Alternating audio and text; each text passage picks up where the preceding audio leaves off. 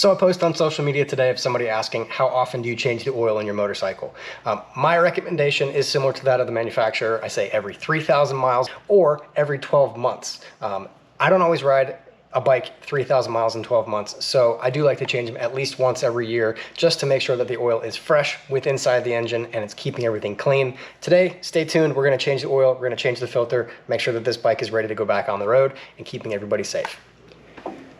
For the oil change of a 2015 Versys 650, there are only a few tools that you're going to need. You'll need a ratchet with the size 17 millimeter socket. You'll need a size 6 Allen key, either a T-handle or a regular Allen hex key. You'll need a new oil filter. You'll need oil, 2 liters of oil, a funnel, a catch can. On this specific model of Versys, you do not have to remove this side panel to get to the drain bolt, but it is much easier and it's only a couple bolts to remove it. I would highly suggest taking this piece off to get to the drain bolt, which is actually right behind the panel here.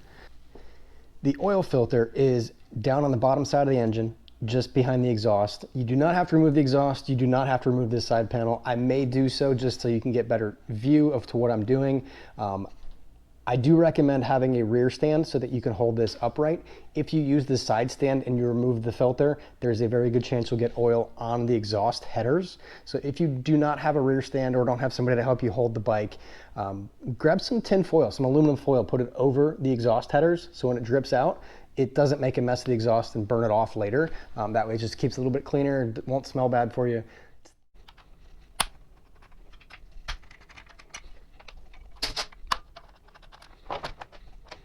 So now that the panel is off, you can see the drain bolt for the engine is right there. It's draining out without touching the exhaust. You don't need to remove anything. You don't need to have it on the side stand. Being straight up on a rear stand, or if you're lucky enough to have a lift, you shouldn't have any issues with the oil coming out and touching the exhaust. When you're draining the oil out, it is a good idea to remove the fill cap. That way it has the ability to get more air in there. Sometimes it'll drain out faster if you do that. So I'm going to cover the exhaust headers just in case anything comes out when I remove the oil filter. I'm going to use a piece of plastic. You can use aluminum foil, saran wrap, different kinds of things like that. All right, I got the filter loose, just a little hand tight. I'm holding back the plastic, taking off the filter. Looks like the plastic wasn't totally necessary, but still good to have it there just in case. Here's the other angle of the plastic. So the filter screws into the filter housing there. There is some oil coming out and dripping down the plastic, but I don't know if that would actually touch the exhaust if the plastic wasn't there. But again, it's better to be safe than sorry. So I wanted to just cover it up, make sure it doesn't get on the exhaust and prevent it from smelling super gross next time I start it up. So I was able to get the filter off by hand, but sometimes you have to use a filter wrench. These are things that you can get from a lot of automotive stores. You can get them from motorcycle dealerships or Amazon. Just measure the diameter of your filter and you can grab one of these. When you're putting a new filter on, make sure you keep the O-ring on the filter and you make sure the one comes off the bike. All right, so I made sure that the O-ring is off of the engine side. There is one O-ring only on the new oil filter. I do like to get a little bit of oil on my finger and put it onto the O-ring just so it gets a nice seal to it. You do not need to fill the oil filter. Something else to note, a lot of oil filters these days are really good at doing this. They add a nut to the end of it. Do not use that nut to tighten the oil filter. That is just for removal. These are only supposed to be hand tight when they're put on. So do not use the nut when tightening if your filter has one. I'm just going to tighten that up. Make it nice and snug. But again, not too tight. We don't want to really crank down on it. All right. We are good to fill the oil back up now. When filling the engine back up with oil, the fill cap is usually on the right-hand side on the clutch cover. If this cap is on too tight, you can use pliers, but don't just use pliers. Take pliers in the cloth or a shop towel, something to cover it, because this is just plastic. So if you have like sharp teeth on your pliers, that could damage it, but you want to pull this out and you can fill with the funnel from there. Always keep in mind when you're filling, you have two little lines here on your sight glass. You want to have that be your low and that be your high. So do not fill your oil above the high line, or you run the risk of there being too much pressure in the engine.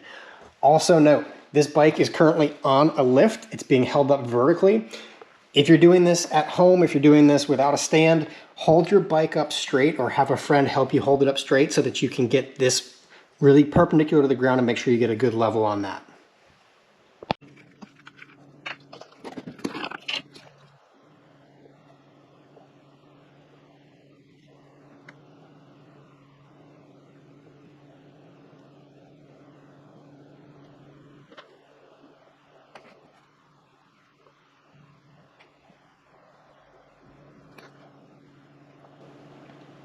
You can see as I stop pouring, that line starts to settle a little bit, going back down towards the lower level.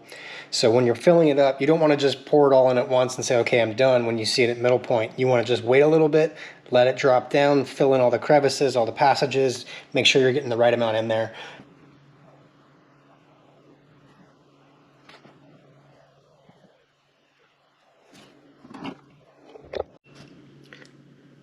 So as you're filling it, make sure you pause. Wait a little bit, let the oil level out, because it does take some time for it to actually settle into the engine. So you don't want to just pour it in and see it at the level point and go, okay, we're good. You want to wait. You want to make sure it actually gets to the right spot. And then once it stabilizes, put the oil fill cap back in, start the bike, let the oil make its way around the engine, and then check the level once you turn it off. If it's low, add a little bit.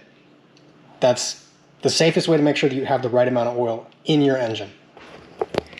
When you put the fill cap back on, it's similar to the filter. You want this to be just hand tight, just a little snug. You don't really want to crank down on it. Don't use any tools to tighten it. It doesn't need to be super tight. There is a big O-ring in there, so it will not leak as long as it is hand tight. Generally speaking, hand tight is all you need to do on those. Now that we've got the oil back in, go ahead and put the left side bottom cover back on.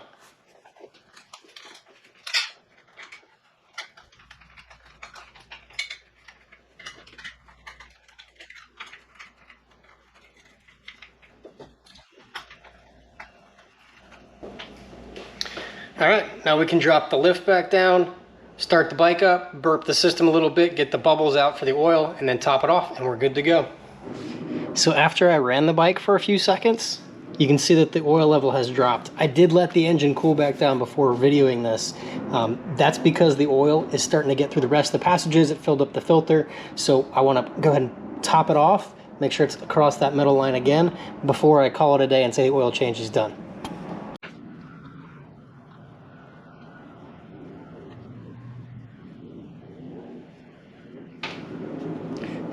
All right, now the oil level is where it should be. Cool. We are all set.